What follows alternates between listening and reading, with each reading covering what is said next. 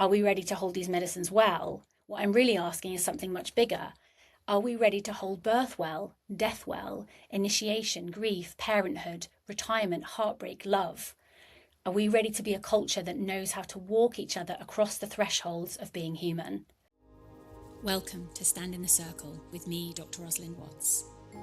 This is Stand in the Circle. I'm Dr. Rosalind Watts. Welcome back if you were here last week, and welcome if this is your first time.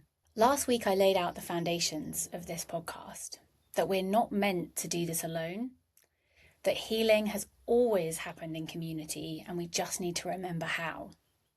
That we can learn to stand in the circle, to be honest with ourselves, be witnessed by others, and to remember that we are part of the living world.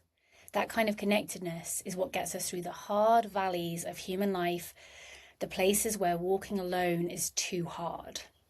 And it turns out that this kind of connectedness is exactly what psychedelic medicines, now being researched for so many of these hard places, are pointing us back to.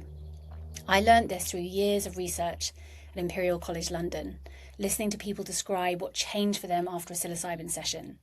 The word that kept coming up over and over was connectedness, to self, to others, to the world.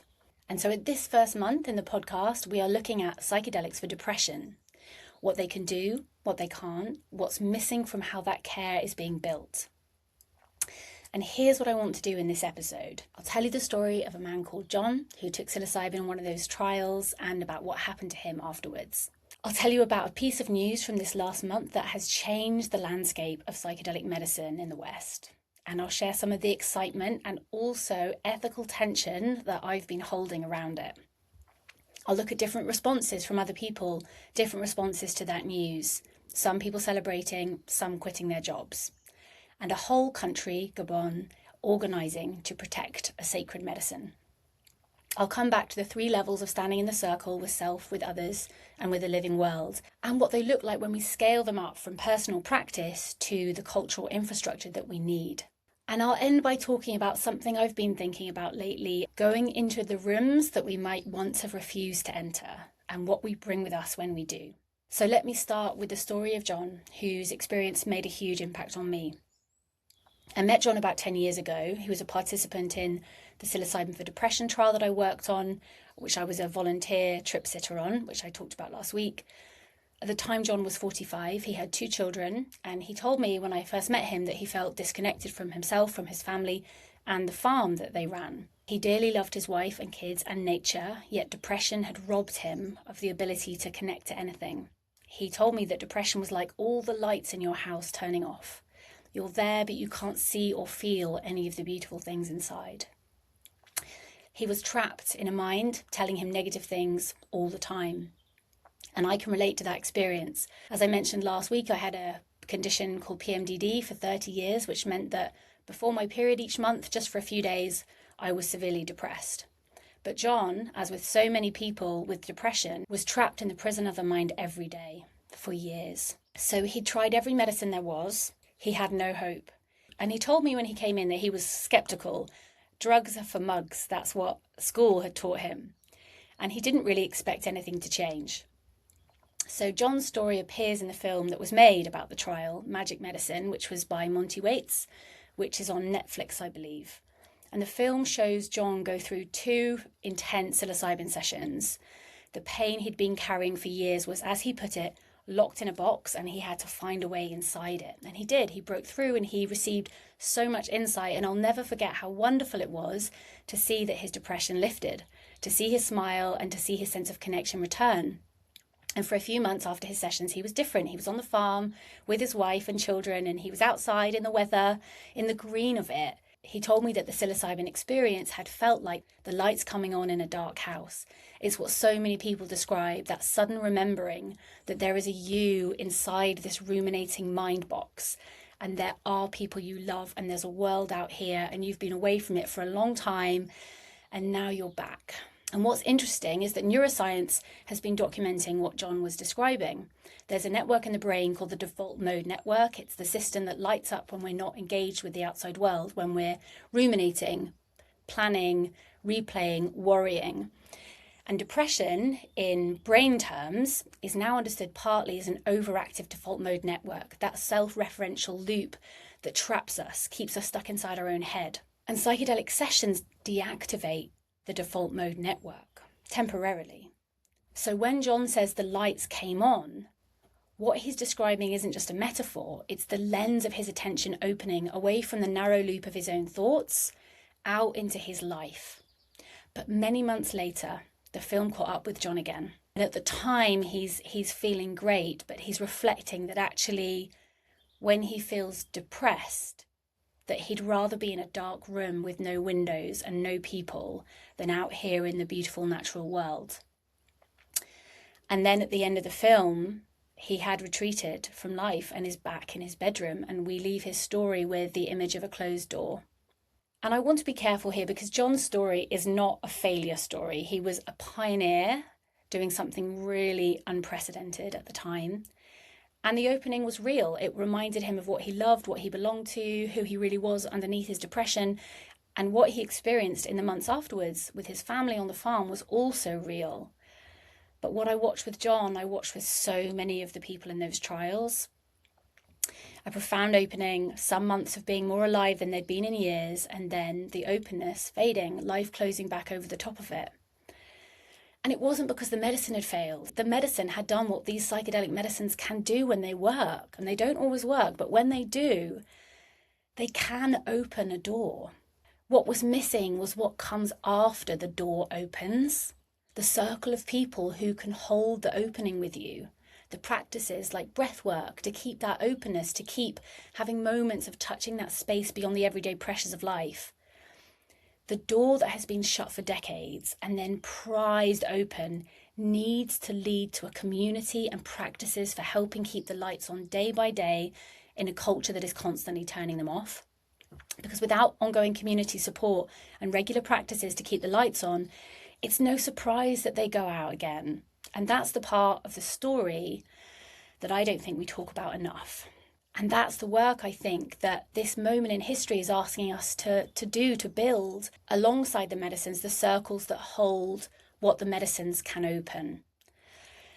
And I want to say something here too, because this podcast isn't only going to be about depression and psychedelics. In future months, we will explore other territories where these medicines are showing up. So cancer, where there's growing research on psilocybin for end-of-life distress and anxiety. Menopause, where some people are using microdosing to help them through. Addiction, where psychedelic-assisted treatment has a longer history than most people realise. PTSD, where MDMA has been at the centre of decades of work. Anxiety, chronic pain, eating disorders, burnout.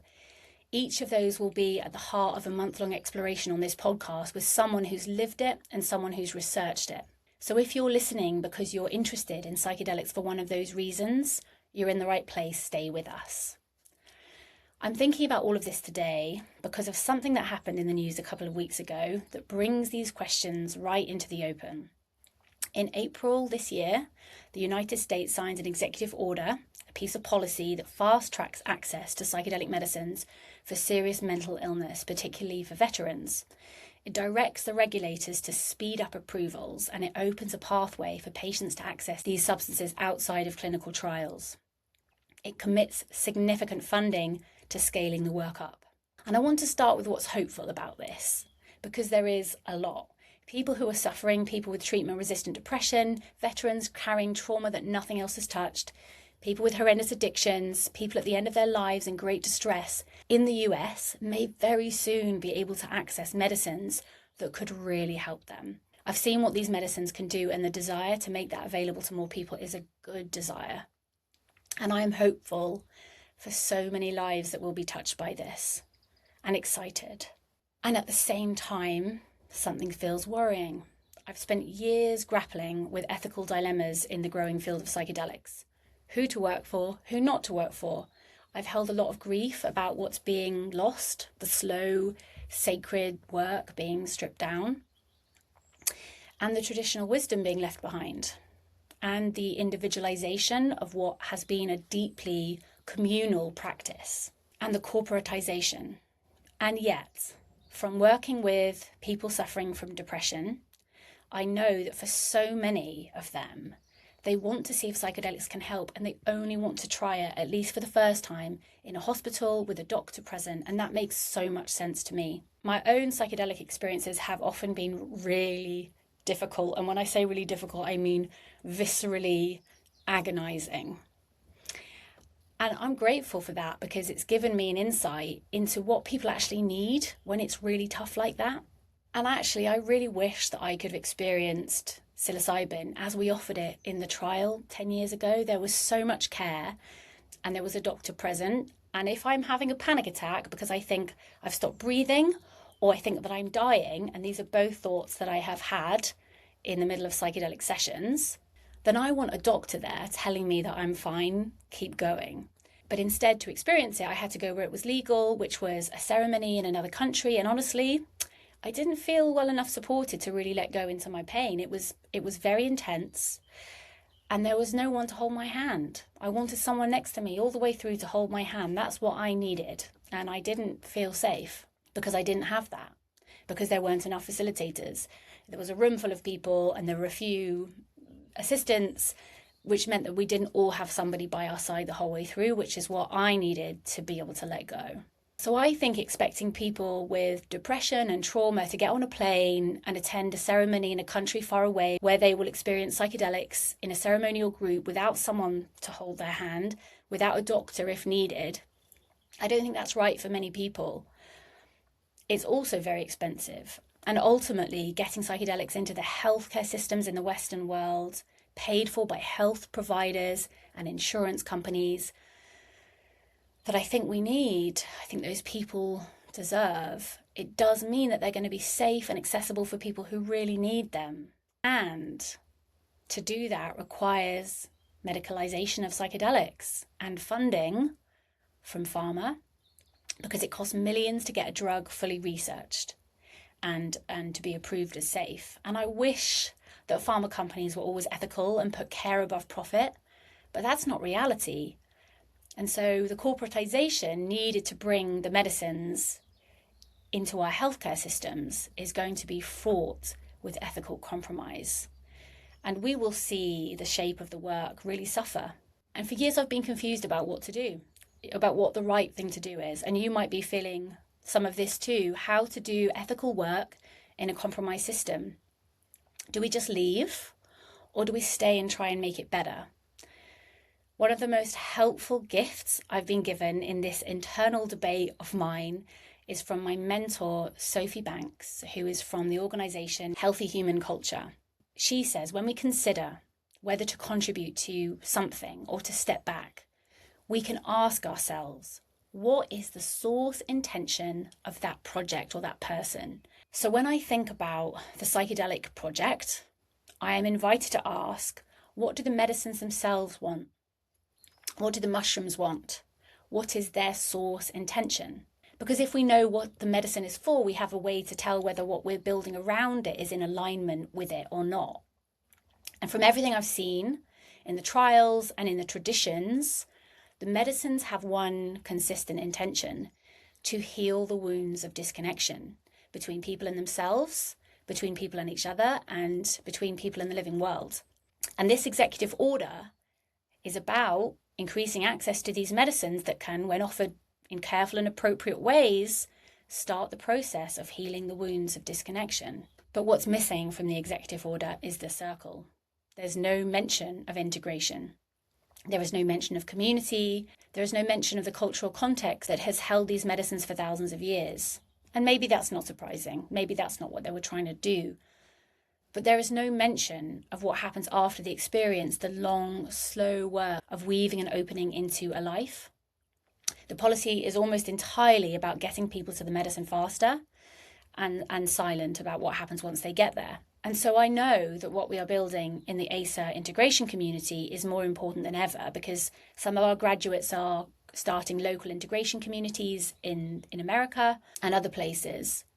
But also just the online community we have. We are building a place that will be a way for people accessing psychedelic medicines who don't have any community infrastructure to connect with people who can really support them in that very tender and precious year. The year after a psychedelic session is so tender because people are open. It's a time of great potential for change if people are well supported, but it's a time of real risk if they're not. So I see what's happening now as a moment to recognise that what we're building right now in this huge moment of expansion needs to be in alignment with what these medicines are for. And ACE's part in that picture is creating accessible integration communities. And many others right now will also be wanting to contribute ways to bridge the gap between what is being built and what the medicines actually require. I think the circle is being built in 1,000 places at once by people who will never meet each other, and we're all part of it. And we have to trust that it's happening. But the field is not of one mind about all this, of course. Some people are celebrating and some are really worried. And I want to tell you about 3 things happening right now that show the different shapes that the concern is taking, that I think are all really important. The first is a piece of journalism. A writer called Jules Evans, who runs a Substack called Ecstatic Integration and directs the Challenging Psychedelic Experiences project, published a long and very careful piece this week. He interviewed 10 therapists who have worked on psychedelic clinical trials in the US, the UK, Germany and Australia. People who've spent years inside the work, people who really care about the medicines. And what they told him anonymously is that the trials are moving faster than the safety infrastructure can support, that informed consent is being treated as a formality, that therapists are being renamed as monitors, and I'll talk a bit like this with Michelle Baker-Jones in episode 4. They're being told not to provide therapy, and that participants are sometimes destabilised and left without follow-up. And the companies are telling investors that these medicines don't need therapy at all, that they can be administered like an injection of ketamine by a nurse in a clinic. The therapists raising these concerns are not trying to slow access for its own sake. They are trying to make sure that the people who do get the medicine are protected from the harms that we know can happen. I'll put a link to the piece in the show notes. It's really worth reading. So the second thing is a post I saw on Facebook a few days ago. A therapist in Canada announced that she's closing her psychedelic assisted therapy practice after a year of being open.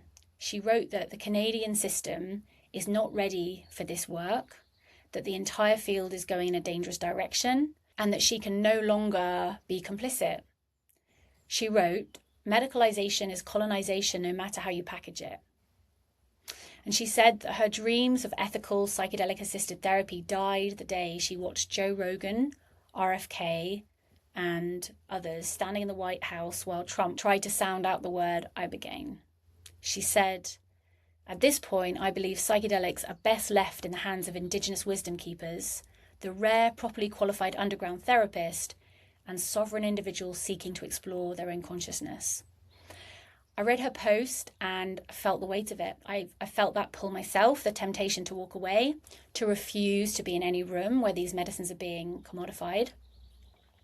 And I really respect her decision. There are many ways to respond to this moment. Some people will leave, some will stay, some will build the alternative, and we need all 3. But when ethical practitioners are walking away from this work, then the field has a problem.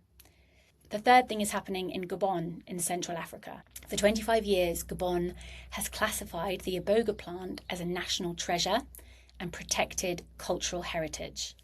Iboga is the plant that ibogaine, currently being fast-tracked in the US for addiction and PTSD, comes from. And it's been carried for centuries by the Bwiti people in a tradition of ceremony and ancestors and forest and song.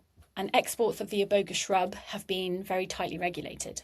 As of last year, only one company in Gabon had an active export license. And this year, as the US moves to accelerate ibogaine access, Gabon is tightening its grip. So new enforcement policies are being introduced against what they're calling biopiracy. So new genetic fingerprinting technology now allows authorities to track exported iboga bark back to the specific village it came from. And a national summit was held this year called the Iboga Leadership Summit, asserting biocultural sovereignty over the medicine. So the Bwiti are watching the West and what the West does next. And they have organised, they are building the infrastructure to make sure that as the medicine travels, the money flows back and the cultural knowledge is protected. Now we come back to the story of Maria Sabina, who I mentioned last episode. Maria Sabina was a Mazatec healer who lived in a small village in the mountains of southern Mexico, in the middle of the last century. She came from a long line of curanderas, women who'd been working with the sacred mushrooms for generations, possibly centuries. And for them, the mushrooms were not a drug, they were a medicine held inside a ceremony called a velada. The medicine woman would sing over the mushrooms through the night. And the mushrooms were embedded in a cosmology and a community. So Maria Sabina knew how to hold them, and she held them safely for many years, as her relatives and ancestors had. In 1955, an American banker on holiday with a camera persuaded her to let him sit in on her velada ceremony. She agreed. He took photographs. 2 years later, those photographs appeared in Life magazine, and the world found out what the Mazatec had known for centuries. And a sample of the mushrooms was sent to Switzerland to Albert Hofmann's lab. The molecule was isolated, and then what had been carried so carefully, hand to hand, generation to generation, began a journey into a culture that didn't know how to hold it. Maria Sabina lived for another 28 years. She watched what happened when all these Western seekers began arriving in her village. They were coming from the mushrooms without understanding the ceremony, and they were taking the mushrooms and treating them as a recreational substance rather than a sacred one. The culture of her village was disrupted. The ceremonies that had held the medicine for so long were destabilized. And she watched the mushrooms that she'd served her whole life be turned into something that she didn't recognize anymore. She died in poverty. But in the book I read about her, Maria Sabina, Her Life and Chance, that's not what bothered her, not her own poverty. She was devastated most about the loss to the spirit of the mushrooms. And near the end of her life, she said, from the moment the foreigners arrived, the mushrooms lost their meaning. They were profaned. From now on, they will no longer be ours. That's what happened the first time the West encountered a sacred medicine. You could say it happened with peyote and ayahuasca, other psychedelic plants, but what's happening in Gabon right now is such a huge relief, because the Bwiti watched what happened to the others. They saw the pattern, and I hope that they're showing us now what a different ending can look like, where the people who hold a sacred medicine are the ones who decide how it travels. So Gabon is responding to one part of this story, the extraction of sovereign knowledge, but there's another piece we still haven't addressed. The piece that John's story showed us, what happens after the medicine, how we hold what the medicine opens, and we still aren't learning the lesson about the importance of communities of support. And given the speed of the executive order, I think we're going to have many more people in that situation, people who walk out of the clinic with the lights on, back into a culture that doesn't offer ways to keep them on, and certainly doesn't offer ways to keep the lights on long term. So what would it take to be ready, and where do we begin? Because this question isn't just about psychedelics. The psychedelic experience is just one of many powerful thresholds that our culture doesn't know how to hold. The same circle of community and ritual and elders that's missing from psychedelic integration is missing from all the threshold moments where life cracks us open: birth, death, becoming a parent, coming of age, falling apart, marriage, divorce, grief. This is why our work in ASA and what we're doing on this podcast has reached beyond the psychedelic field. We're not really just trying to build integration infrastructure for psychedelics. We're trying to build integration infrastructure for being human in a culture that's forgotten how to hold the human passages. So when I ask today, are we ready to hold these medicines well? What I'm really asking is something much bigger. Are we ready to hold birth well, death well, initiation, grief, parenthood, retirement, heartbreak, love? Are we ready to be a culture that knows how to walk each other across the thresholds of being human? And I think that the same three things that it takes to hold a psychedelic experience well are the same three things that it takes to hold any of those passages. They're the things that this podcast keeps coming back to. So last week I talked about 3 principles for sustaining openness after an opening experience. Standing in the circle with yourself, which is honesty about how you're feeling. Standing in the circle with each other, which is about being witnessed. And standing in the circle with the living world, which is about belonging to nature. I talked about them as personal practices, but what I want to do today is look at them as something bigger. Because the 3 things an individual needs to hold an opening are the same 3 things that a culture needs to hold a passage. They scale up, the shape is the same. So the first principle is honesty. At the personal level, this is telling yourself the truth about what you feel, what you need, what's actually going on. At the cultural level, it's the honesty to admit when something is missing. The honesty to say an experience alone is not enough. A retreat alone is not enough. The opening is the beginning of the work, not the work itself. And the honesty is to say plainly, there is something missing here and we need to build it. That's what the Bwiti are doing now. That's what Jules Evans is doing in his journalism. That is what the therapist who closed her practice is also doing. Different forms of honesty, all of them telling the truth about what they are watching, even when it's hard for some people to hear. And that honesty is a precondition for everything else. The second principle is being witnessed. At the personal level, this is letting another human being or a group of human beings see you, really see you, when you're carrying something hard. Not so they can fix it, but so you don't have to carry it alone.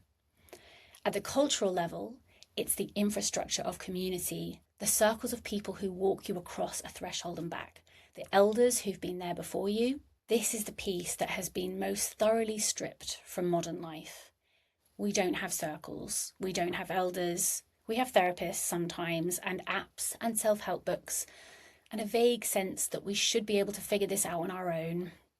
But most of us are doing the biggest passages of our lives, birth, death, parenthood, grief, almost entirely alone, and with nobody around us who has been trained in any meaningful way to hold us through them. And what I learned in the years I worked in the clinical trials is that this gap doesn't go away just because you've added a powerful medicine into the mix. If anything, it gets worse. The medicine has cracked the door. The culture they're returning to needs to know what to do with someone walking through it. And that's why I started ACER. It came directly from that realization. And in episode 4, as I mentioned, I'll be talking with my longtime colleague, Michelle Baker-Jones. And our conversation will include the moment we had when we suddenly realized that there's such a huge amount of cultural infrastructure needed. And after that, we set up the UK's first psychedelic integration circle in 2018, and then I created ACER in 2020. And they're places of witnessing, they're communities of care. And I think anyone taking psychedelics or having any kind of initiatory experience in life needs access to one of those places long term. The third principle is belonging to the living world. At the personal level, this is realizing that you're not separate from the natural world, you're made of it. Your nervous system was shaped by it over hundreds of thousands of years. The trees and the soil and the river and the sky are not background to your life. They are the life you are inside. At the cultural level, it's the recognition that the medicines that are now being reached for are not separate from the living world that grew them. For an administration to fast-track psychedelics whilst also stripping back the country's ecological protections is showing just how deeply and dangerously they are missing the point. And I want to say one more thing about this, because what I'm describing isn't only about psychedelic medicines, it's about how we stand in a circle with honesty and integrity in a political moment like this one. When I think about the executive order now, I think that there may be rooms I am invited into where I might once have refused to go. And I am going to go into those rooms because I want to see the day that people with depression can access psychedelic sessions and community integration and all the wraparound care that these medicines actually need. I'll be going into any room that I'm invited into with my ACER t-shirt on. I think that when we stand in a circle with honesty and integrity, we can go into any room and speak our truth because the circle goes with us. The circle has our back. So to recap, this week I told you the story of John, a man whose depression was lifted by psilocybin but then returned. I told you about the executive order in the United States that's fast-tracking psychedelic access and the need for community infrastructure.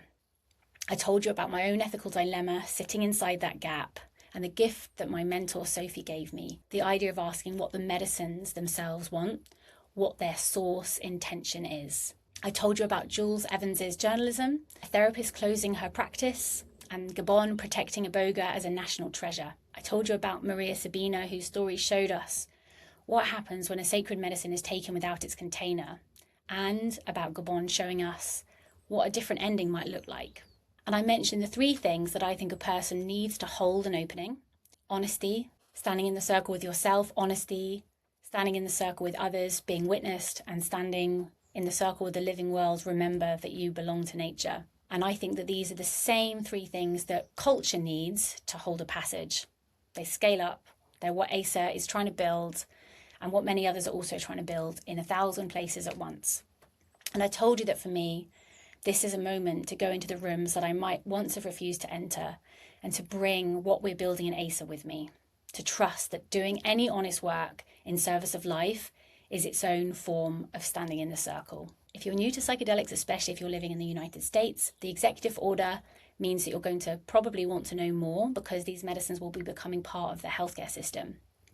There are links in the show notes to where you can find out more about psychedelic therapy, and there are also links to the Jules Evans piece and to information about what's happening in Gabon. And I wanted to say that if you're struggling with depression and psychedelic therapy either doesn't feel right for you or it just feels too far away right now, and you just feel trapped in that mental prison I talked about, sharing with someone else can really help. And I really trust Samaritan's volunteers to hold that space anytime you need. In the UK, you dial 116 123. In the US, you dial 988. And there are more numbers in the show notes for other countries. Thank you for being here. If you want to know what we're up to in ASA, there are links to that in the show notes too. Next week, I'll be in conversation with Ruth, who participated in that psilocybin for depression trial I've been talking about, and who's been walking the long spiral path of integration since. You'll hear what worked, what didn't, and what she really wished someone had told her. So I hope you can join us for that. I'm Dr. Rosalind Watts. Stand in the circle.